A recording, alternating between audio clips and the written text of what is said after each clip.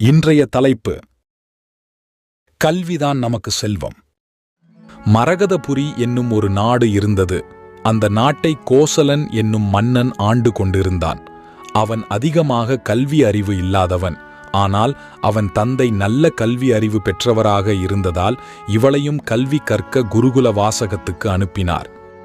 என் தந்தைதான் மன்னர், அதற்கடுத்து நான் தான் மன்னராவேன், அப்புறம் எதுக்கு படிக்கணும் என்று குருவிடம் விதண்டாவாதம் செய்தான். குருவும் எத்தனையோ சொல்லி பார்த்தார். கல்வி என்பது மற்றவர்களை விட ஆளப்போகும் மன்னனுக்கு முக்கியம் என்று. இவன் கேட்காமல், குருவுக்கு தெரியாமல் அரண்மனைக்கு வந்துவிட்டான். அவன் தந்தையும் எத்தனையோ அறிவுரைகள் சொன்னார். கடைசி வரை இவன் கேட்கவே இல்லை. இந்த வருத்தத்திலேயே மன்னர் நோய்வாய்ப்பட்டு சிறிது காலத்துக்குள் இறந்துவிட்டார். வாரிசுப்படி கோசலன் அடுத்த மன்னனாக முடிசூடப்பட்டான். கல்வி இல்லாமலேயே நான் மன்னனாகிவிட்டேன் என்ற கர்வம் அவனிடம் ஏற்பட்டது.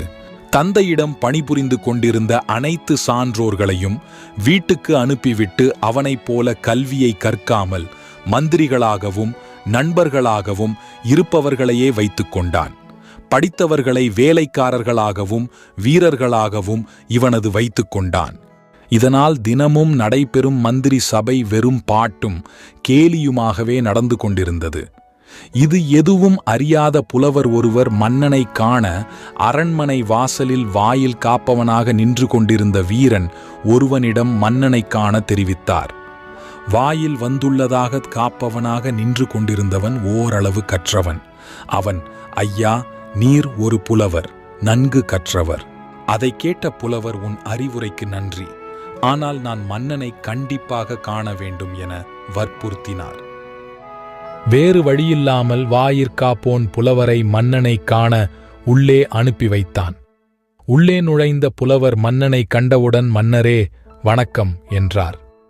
புலவரை பார்த்த மன்னன், நீங்கள் யார், எதற்காக என்னை காண வந்தீர்கள் என்று கேள்வி மேல் கேட்டான்.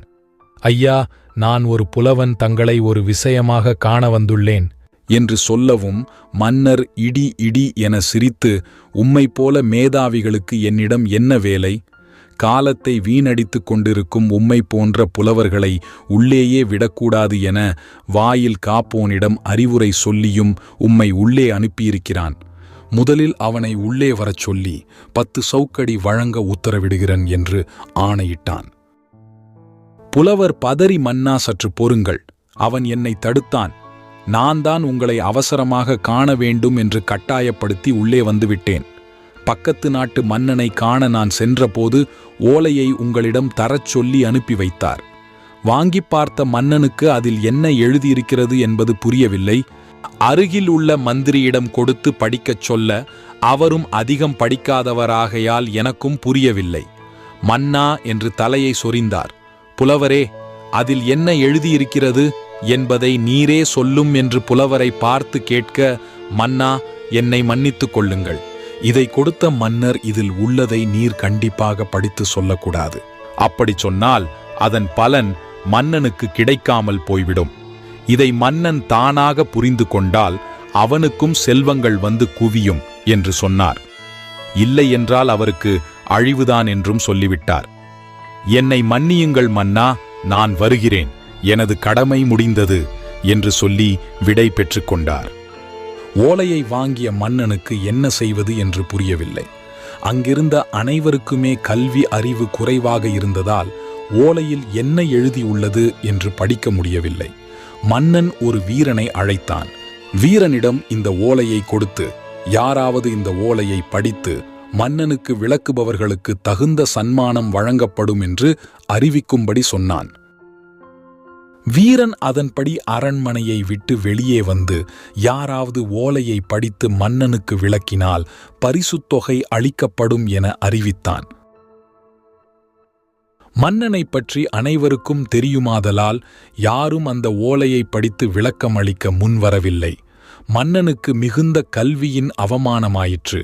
ஒரு ஓலையை படிக்க நம் நாட்டில் அருமையை உணரத் தொடங்கினான். தன் தந்தையிடம் யாரும் இல்லையா? முதலாக பணிபுரிந்த மந்திரியாரை அழைத்து வரச் சொன்னார். அவரும் மன்னரை காண முன்னர் அரண்மனைக்கு வந்தார். ஐயா, நீங்களாவது இந்த ஓலையை படித்து எனக்கு விளக்கமளிக்க கூடாதா என்று கேட்டான். மந்திரியாரும் அந்த ஓலையை வாங்கி பார்த்தார். சிறிது நேரம் வாசித்து வாசித்து பார்த்தவர் திடீரென்று அகலமான ஒரு கண்ணாடியை கொண்டு வரச் சொன்னார். மன்னனும் எதுவும் புரியாமல் ஒரு கண்ணாடியை கொண்டு வரச் சொன்னான். கண்ணாடி வந்தவுடன் மந்திரியார், மன்னா, இப்பொழுது கண்ணாடியில் உள்ளதை படியுங்கள் என்று ஓலையை கண்ணாடி முன்னால் காட்ட அதில் கல்வி அறிவை பற்றிய திருக்குறள்கள் வரிசையாக எழுதப்பட்டிருந்தன. உளர் என்னும் மாத்திரையர் அல்லால் பயவாக்களர் அணையர் கல்லாதவர். நுண்மான் நுழைபுலமில்லான் எழில் நலம் மண்மான் புனைபாவை அச்சிஸ். கல்லா ஒருவன் தகைமை தலைப்பெய்து சொல்லாடச் சோர்வுபடும். கல்லாதான் ஒட்பம் கழியனென்று ஆயினும் கொள்ளார் அறிவு உடையார்.